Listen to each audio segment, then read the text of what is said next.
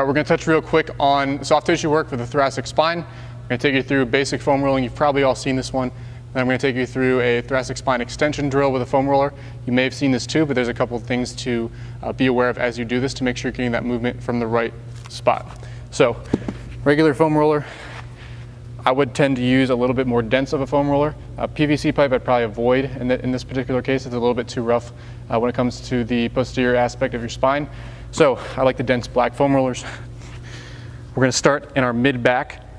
If we start too low on the lumbar spine, your lumbar spine is built for stability, not mobility. We're not trying to increase the mobility of your lumbar spine. So start right at the bottom portion of your rib cage in your mid-back.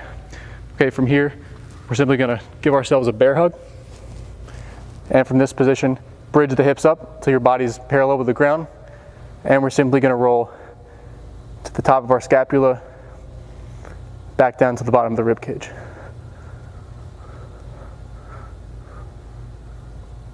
Okay, that's part one. Part two, we're simply going to rotate side to side and start to emphasize each side of the spine. So really focusing on the rhomboids, mid traps, low traps,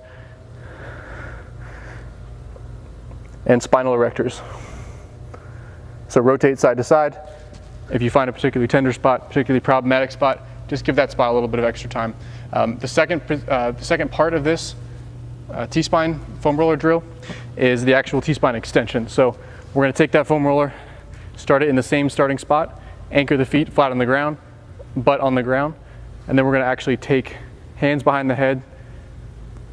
Okay, bring the elbows as close together as you can, and we're trying to lock the cervical spine into flexion. So as we extend over this roller, we're trying to make sure that we're not getting any extension from the lumbar spine, and we're not getting any extension by reaching with the neck. So hands enforce that cue, chin tucked, and we're just going to make sure that whatever range we get is coming from our mid-back. So it should look like this.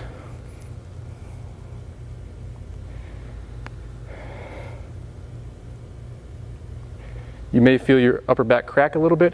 That's pretty normal.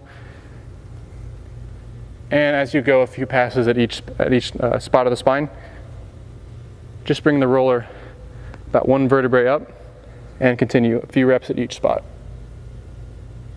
So I'm working really hard to posteriorly tilt my pelvis, engage my core, and keep my lumbar spine completely locked. So all that motion is just happening from the upper back. A few passes up here. Get a little higher, same thing.